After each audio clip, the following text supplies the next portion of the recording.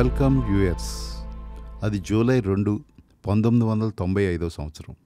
రాత్రి 11 గంటలకు ఢిల్లీలోని అత్యంత ధనిక ప్రాంతం అయిన జనపద్లో కానిస్టేబుల్ అబ్దుల్ నజీర్ కుంజ్, హోంగార్డు చంద్రపాల్లు పెట్రోలింగ్లో ఉన్నారు. అలా పెట్రోలింగ్ చేస్తున్న వాళ్ళకి మంటలు బాబోయ్ మంటలు అని భయంగా అరుస్తున్న అదే వీధిలో కూరగాయలు అమ్ముకునే ఒక మహిళ గొంతు విని పరుగున అక్కడికి వెళ్లారు.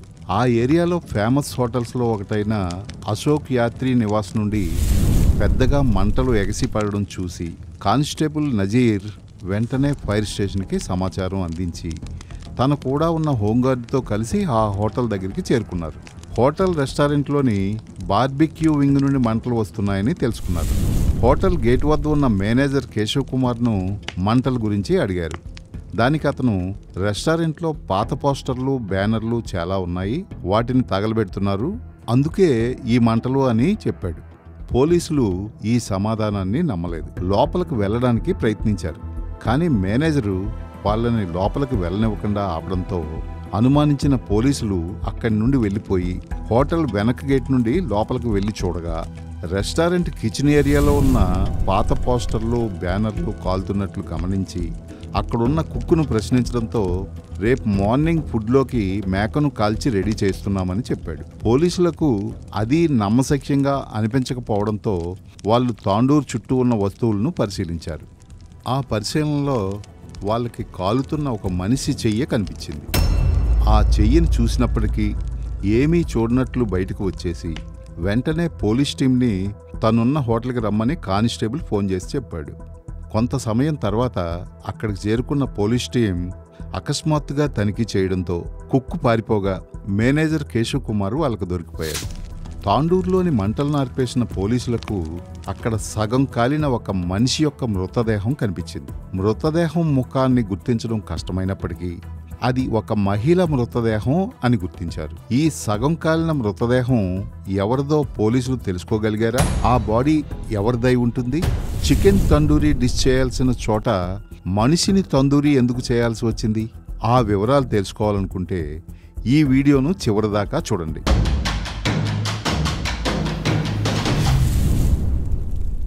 ఇలాంటి మరిన్ని ఇంట్రెస్టింగ్ వీడియోస్ కోసం మన స్పాట్ ఛానల్ని వెంటనే సబ్స్క్రైబ్ చేసుకోండి.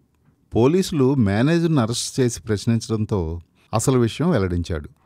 చాలా వరకు కాలిపోయిన మృతదేహం ఆ హోటల్ ఓనర్ సుశీల్ శర్మ భార్య నైనాది అని చెప్పాడు. పారిపోయిన వ్యక్తి గురించి పోలీసులు అడిగితే అతనే సుశీల్ శర్మ అని తెలియజేశాడు.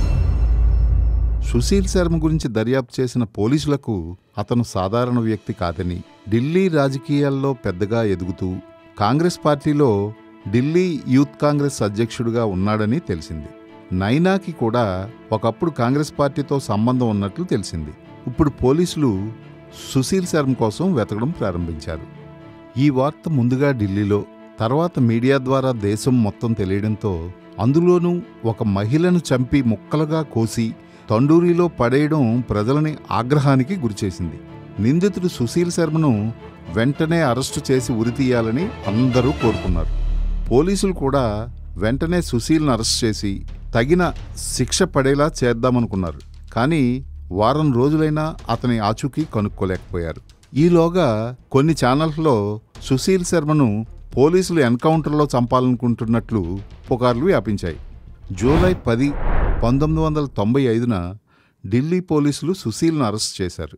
విచారణ ప్రారంభించిన పోలీసులకు అనేక ఆశ్చర్యకరమైన విషయాలు తెలిసాయి. సుశీల్ వెల్లడించిన దాని ప్రకారం సుశీల్ ఢిల్లీ యూనివర్సిటీ నుండి ఎకనామిక్స్లో గ్రాడ్యుయేషన్ చేశాడు. నైనా కూడా ఢిల్లీ యూనివర్సిటీ నుండి డిగ్రీ పొంది కమర్షియల్ పైలట్గా శిక్షణ పొందింది. ఒకప్పుడు సుశీల్, నైనాలు ఇద్దరూ కాంగ్రెస్ పార్టీ సభ్యులు. ఈ సమయంలో ఇద్దరూ స్నేహితులై దగ్గరయ్యారు. వారు కలిసి జీవించడం ప్రారంభించారు. ఈ రిలేషన్లోకి వచ్చాక నైనా రాజకీయాలకు దూరంగా ఉండి కమర్షియల్ పైలట్గా తన కెరీర్ను ప్రారంభించడానికి ప్రయత్నించింది. సుశీల్ శర్మ రాజకీయాల్లో కొనసాగుతూనే ఉన్నాడు.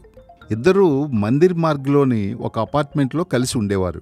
అయితే కొన్ని మీడియా నివేదికల ప్రకారం ఈ ఇద్దరూ పెళ్లి చేసుకోలేదు. కానీ నైనా ఎప్పుడూ సుశీల్పై పెళ్లి చేసుకుని పబ్లిక్కి వెల్లడించాలని ఒత్తిడి చేస్తూనే ఉంది. కానీ సుశీల్ ఎందుకో ఈ విషయాన్ని దాచాలని ప్రయత్నిస్తుండడంతో ఈ విషయమై ఇద్దరి మధ్య గొడవలయ్యేవి. ఈ గొడవల కారణంగా సుశీల్ తరచూ నైనాపై చిరాకు పడేవాడు. ఈ గొడవలతో మనస్తాపం చెందిన నైనా తన క్లాస్మేటు మాజీ కాంగ్రెస్ కార్యకర్త అయిన కరీంకు దగ్గరైంది. కరీం సహాయంతో విదేశాలకు వెళ్లి పైలట్ కావాలనే తన కలను నెరవేర్చుకోవాలనుకుంది. కానీ ఇది సుశీల్కు నచ్చలేదు. నైనా కరీంతో డేటింగ్ చేస్తోందని సుశీలు అనుమానించాడు. ఈ విషయంలో ఇద్దరి మధ్య తిరిగి గొడవలు మొదలయ్యాయి. జూన్ 2, 1995 రాత్రి సుశీల్ శర్మ తన ఫ్లాట్కు వచ్చేటప్పటికి నైనా గ్లాస్తో విస్కీ తాగుతూ ఎవరితోనో ఫోన్లో మాట్లాడుతుంది. సుశీల్ను చూడగానే తన చేతిలోని విస్కీ గ్లాసును అతనికి తాగమని ఇచ్చింది.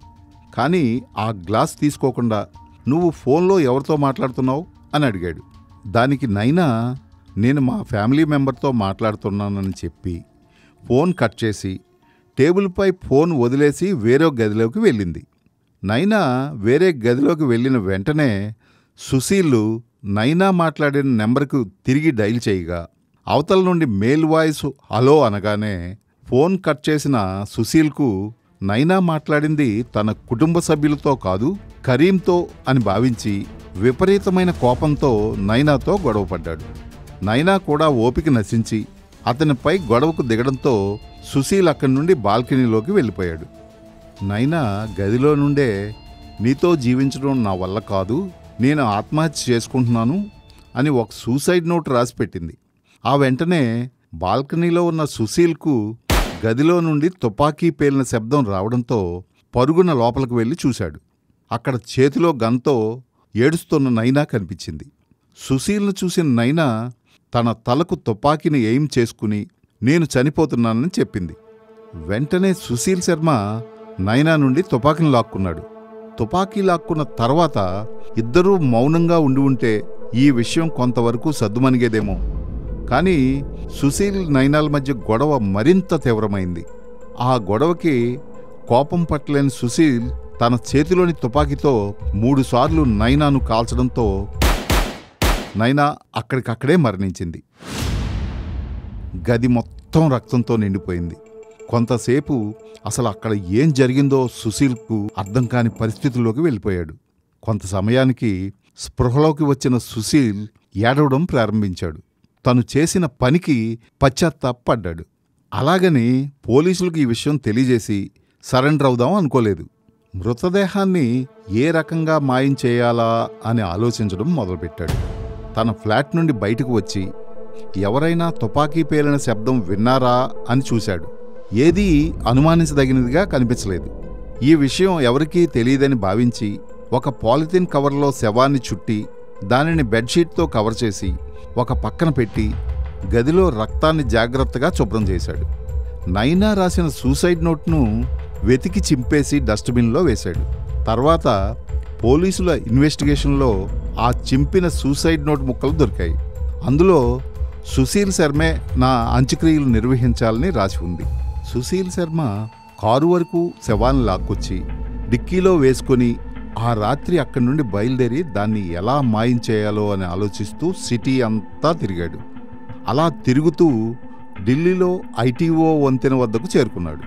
శవాన్ని వంతెన కిందనున్న నదిలోకి విసిరేద్దాం అనుకున్నాడు.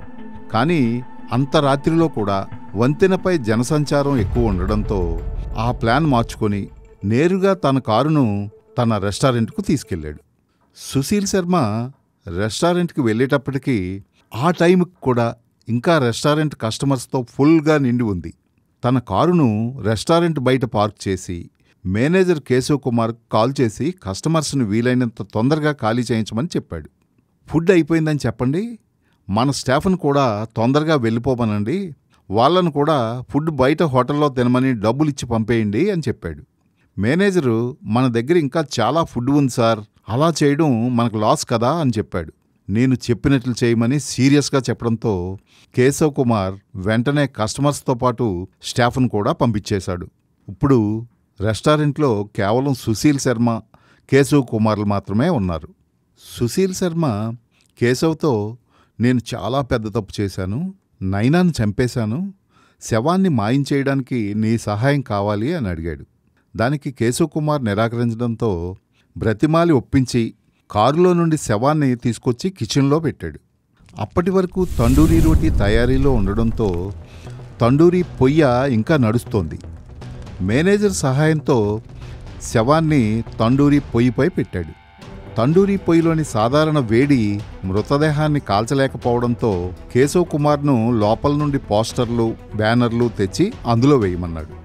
అవి వేసినా గానీ స్పీడ్గా మంటలు వచ్చి మళ్ళీ కొంతసేపటికే ఆ మంటలు తగ్గిపోవడంతో సుశీల్ శర్మ స్టోర్ రూంలో నుండి 4 నెయ్యి ప్యాకెట్లు తెచ్చి వెంటనే తాండూరు పొయ్యిలో వేయడంతో మంటలు ఎగసి శవం నెమ్మదిగా కాలిపోవడం మొదలైంది. అలా ఎగుస్తున్న మంటలు బయటకు ఎగజిమ్మడంతో బయట ఉన్న మహిళ చూసి కేకలు వేయడంతో పోలీసులు చూడడం ద్వారా ఈ విషయం బయటపడింది. పోలీస్ బృందం రావడంతో కంగారు పడిన సుశీల్ శర్మ అక్కడి నుండి తప్పించుకుని గుజరాత్ భవన్లోని తన ఐఏఎస్ ఫ్రెండ్తో ఆ రాత్రి ఉండి మరుసటి రోజు జైపూర్ నుండి ముంబై, అక్కడి నుండి తిరుపతి వెళ్ళి గుండు గీయించుకొని చెన్నైకి వెళ్ళాడు. సుశీల్ చెన్నైలో ఉన్నాడని పోలీసులు అక్కడ చేరుకునేలోగా బెంగళూరుకి పారిపోయాడు. చివరకు బెంగళూరు చేరుకున్న పోలీసులు జూలై 10, 1995న సుశీల్ శర్మను అరెస్ట్ చేసి ఢిల్లీకి తీసుకొచ్చారు. జూలై 12న ఢిల్లీ కోర్టులో హాజరుపరచగా కోర్టు సుశీల్కు 10 రోజులు రిమాండ్ విధించింది. ఈ కేసు విచారణ కోర్టులో ప్రారంభమైంది. సుశీల్పై నైనా హత్యకు సంబంధించి సెక్షన్ 302(120)(b) 201 కింద కేసు నమోదు చేసి సుశీల్ శర్మ, మేనేజర్ కేశవ్ కుమార్తో పాటు మరో 3 నిందితులుగా చేర్చారు. ఈ కేసు విచారణ కొన్ని నెలల పాటు కొనసాగింది. చాలామంది న్యాయవాదులు సుశీల్ శర్మ తరపున వాదించడానికి ముందుకు రాలేదు. చాలా వాయిదాలు సుశీల్ శర్మ న్యాయవాదులు లేకుండానే కోర్టుకు హాజరయ్యాడు. చివరకు నవంబర్ 3, 2003న నైనా హత్యకు సంబంధించి సుశీల్ శర్మను దోషిగా ప్రకటించారు. కేశవ్ను కూడా దోషిగా ప్రకటించి 2003 నవంబర్ 7న జిల్లా కోర్టు తీర్పునిస్తూ సుశీల్కు మరణశిక్ష విధించగా కేశవ్ కుమార్కు 7 సంవత్సరాల శిక్ష విధించింది. సుశీల్ డిసెంబర్ 2003లో ఢిల్లీ హైకోర్టులో అప్పీల్ చేసుకున్నాడు. కానీ ఫిబ్రవరి 19, 2007న ఢిల్లీ హైకోర్టు కూడా జిల్లా కోర్టు విధించిన శిక్షనే సమర్థించడంతో సుప్రీంకోర్టును ఆశ్రయించాడు. సుప్రీంకోర్టు మరణశిక్షను యావజ్జీవ శిక్షగా మార్చింది. ఈ శిక్షాకాలం అంతా సుశీల్ శర్మ తిహార్ జైల్లో గడిపాడు. మృతదేహాన్ని దహనం చేయడంలో సహాయం చేసిన కేశవ్ 7 సంవత్సరాల శిక్ష అనుభవించి విడుదలయ్యాడు. జైలులో శిక్ష అనుభవించినంత కాలం సుశీల్ జైలులో ఉన్న ఆలయంలో పూజారిగా పనిచేశాడు. 21 సంవత్సరాలు జైల్లో ఉన్న సుశీల్ శర్మ ఒక్కరోజు కూడా పెరోల్పై బయటకు రాలేదు. చివరకు 2015లో మొదటిసారిగా కొన్ని రోజులు పెరోల్ ఇవ్వబడింది.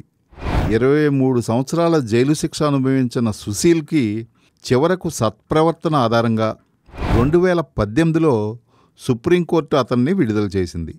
ఇప్పుడు సుశీల్ జైలు నుండి విడుదలయ్యి తన జీవితాన్ని గడుపుతున్నాడు. భారతదేశంలో మొదటిసారిగా ఈ కేసులో DNA టెక్నాలజీ ద్వారా మృతదేహాన్ని గుర్తించారు. మొదట్లో నైనా మృతదేహాన్ని ముక్కలుగా నరికి తాండూరులో కాల్చారని చెప్పబడింది. కానీ పోలీసుల దర్యాప్తులో ముక్కలుగా నరకలేదని, మృతదేహాన్ని పూర్తిగా తాండూరులో వేసి కాల్చారని తేలింది. ఏది ఏమైనా ఇష్టపడి సహజీవనం చేస్తూ నైనా కోరికపై 10 మందికి తెలిసేలా పెళ్లి చేసుకుని 10 కాలాలు చల్లగా జీవించాల్సిన ఈ జంట క్షణికావేశంలో చేసిన తప్పు వాళ్ళిద్దరి జీవితాలను బలి తీసుకుంది. మరొక ఇంట్రెస్టింగ్ స్టోరీతో నెక్స్ట్ ఎపిసోడ్లో కలుసుకుందాం. Until then by.